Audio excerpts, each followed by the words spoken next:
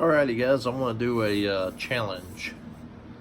Challenge to all my buddies on here that do NASCAR videos or any type of video, whatever. I want to do a challenge to see if anybody out there will try this. Give the story of how you got into NASCAR. I think it would be cool to hear some of these stories. And first of all, before we get in this one, so remember to subscribe, hit that bell. And thanks for everybody for giving me over 700 subscribers. I really appreciate it. So it's been fun, been a blast. But I want to do this challenge. Got this in my head and I was thinking about it for a week now.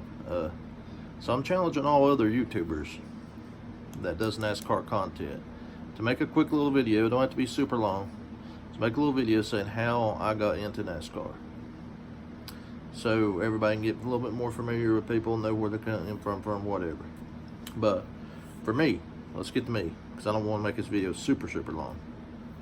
For me, it was back in 1980. I was 5-year-old, and my dad watched racing all the time. If we wasn't watching it, we was listening to it on the radio, because they didn't show every single race. So a lot of times we just go sit in a car and roll down the windows and listen to the race. And that was some really great memories of my dad for me. I can still remember a lot of them, and they're really great. And some reason Darrell Waltrip just connected to me. At that point in time, 1980, he was driving an 88 Gatorade car. And my dad, of course, was a big Richard Petty fan, so he didn't really care much for these young guns coming in, taking over. Darrell Waltrip, Dale Earnhardt, Mark Martin, a lot of these younger talents was coming in.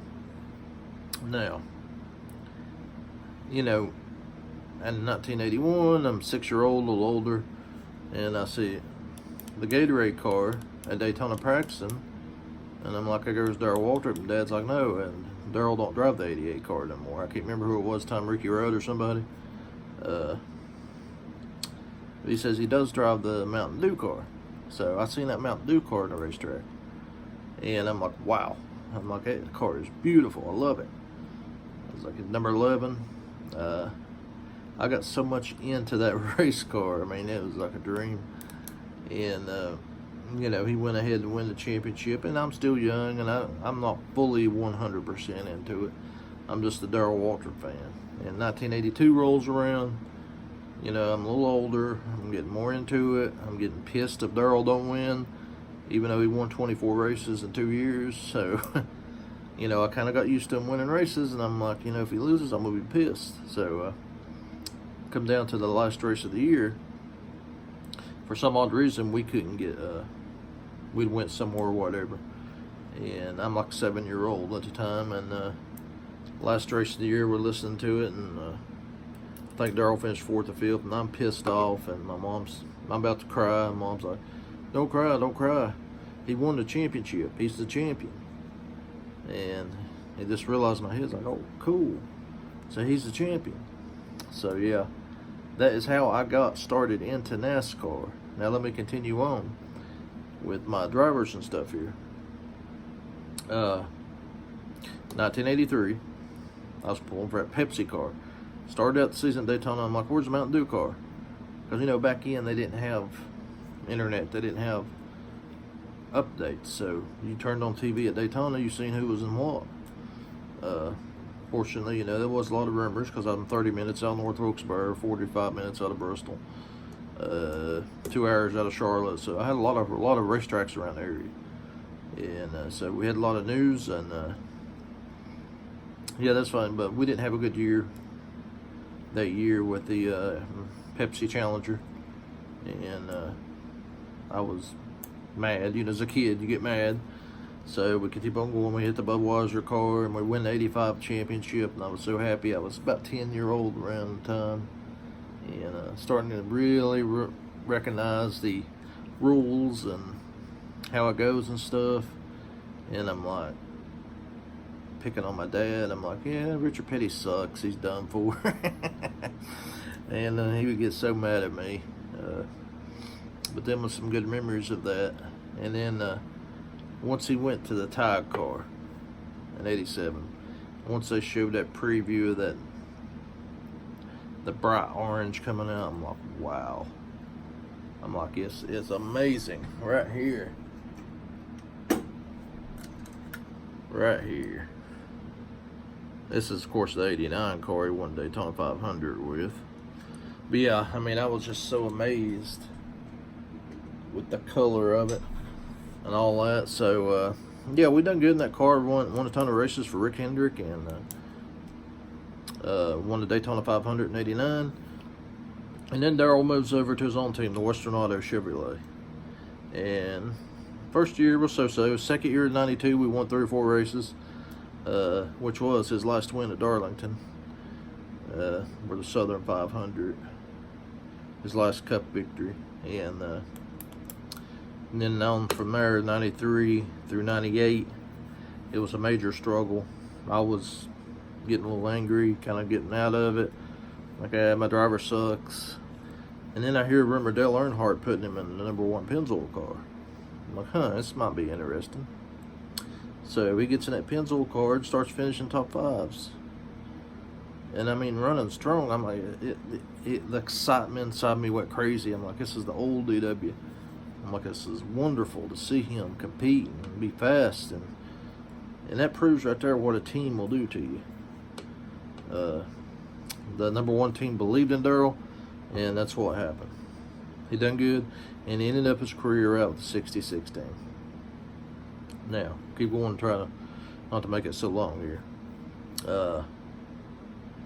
After Darrell Waltrip retired, I said, I got to pick a driver. Okay? Now, I'm telling you guys this so you guys will know how I become a Truex fan. Okay, so I decided to go with Steve Park in the #1 car, just because Darrell just has stepped out. Steve Park was doing good in the Busch Series, and he stepped in the 1 Pennzoil car. And he had trouble. He got hurt, broke his leg, and stuff like that, and that's how Darrell got to take the car over. So I'm like, you know what, let's just pull for Steve. He seems like a good driver. And as soon as I started pulling for him, he ends up getting bad hurt. Actually almost got killed at Darlington in a Busch race. Never was the same after that. He did win a truck race, but just wasn't the same. So around 2003, I saw Martin Truex run his first race at Bristol in the number 81 car. And I was watching him that race. And he looked really good. He looked solid. I'm like, and then I found out he's going to be running the 2004-2005 full season of the Busch Series. So let me just watch this guy, see how he does. So he wins the championship 2004, 2005, Bass Pro Shops. Sponsorship, I've always been with him. So I'm like, you know what? He's getting a ride in the #1 car for DEI. I'm like, hey, Darrell Waltrip drove 1 car, Steve Park drove 1 car. Why not pick Martin Truex? So in 2006, I become a full-time Martin Truex Jr. fan, and have been ever since then. And of course, we won our first race in 2007 at Dover, and that was exciting. I was pumped up about that. And then, boom, Teresa Earnhardt destroyed our cars sucked. We ended up teaming up with Chip Ganassi. Junior leaves because he was so frustrated with it, and we just go like on a 6-year losing streak. And finally, Michael Waltrip Racing started Toyota, and Truex made the jump to the 56 car. Started getting faster, started getting competitive. Finished second like 6 times or something. He won Sonoma. Had some really good stout runs in that 56 car. But it wasn't enough. It was enough to get his confidence built back up. But until that thing happened at Richmond, where Boyer spun out, and it was all planned. Brian Vickers and him tried to get Truex into the playoffs. Obviously, I don't think Truex done anything wrong because he didn't do nothing. If anybody should have been penalized, kicked out, it should have been Boyer or Brian Vickers for causing the cautions and this and that. But yeah, So once all that fell through, Napa lost. We lost our sponsorship in Napa. Went on from there. Didn't have a ride. The only ride open was a 78, and I'm sitting here thinking, no. Like, this is it. This is the end of his career. So we're getting there in 2014. We struggled extremely bad. I think we had 2 top 5s all year long. And towards the end of the season, we started running decent. So then we hit 2015. And cars are fast, running pretty good. Was in a Chevrolet. And we win Pocono. I'm like, there's a hope here. This team seems to be pretty good. And going into 2017, that's when it started. We went to Toyota, allied with Joe Gibbs Racing, started working with them. We got 4 victories. Or 2017, we got 8 victories. Yeah, 2017, 8 victories. And the championship. And that was it was just so impressive to see him every single week. I mean, it was every week. It wasn't just one here and there. Every week he was top 5 car. And it was just a relief to see that happen to a good guy, because Martin had cancer with Sherry and struggling with the team in 2014. Actually, I take that back. In 2016 is when we won 4 races. And then 17 we won a championship. But once he won that championship, excuse me, I lost my voice.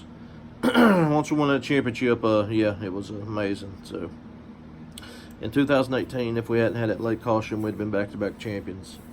That cost us, and I know they really wanted that bad, but hey, we'll take 2nd place and go from there. And this year in 2019, we're looking still solid, 4 wins. I think we got a pretty good chance to make it to Miami. We'll see. And by the way, back up to 2016, he did make, I think it's 15 or 16, he made the Final 4 too. So he's been there 3 out of the last 4 or 5 years. So yeah, but that's my history on NASCAR. That's how I got into it. Like I said, with my dad helping me, teaching me how the rules of it. As I made fun of him and Richard Petty, which later on in life I got paid back because people made fun of me and Darrell Waltrip. So yeah, it's that was some good times. But yeah, my challenge goes out to all you guys. Anybody that makes these NASCAR videos, give your history. Tell us what you think about how did you get in NASCAR? Who have you pulled for in NASCAR? Let's just see if anybody's got the nerve to do it. Or whatever. This is fun. Just remember to subscribe to the channel, guys, and everybody have a good one. We'll see you later.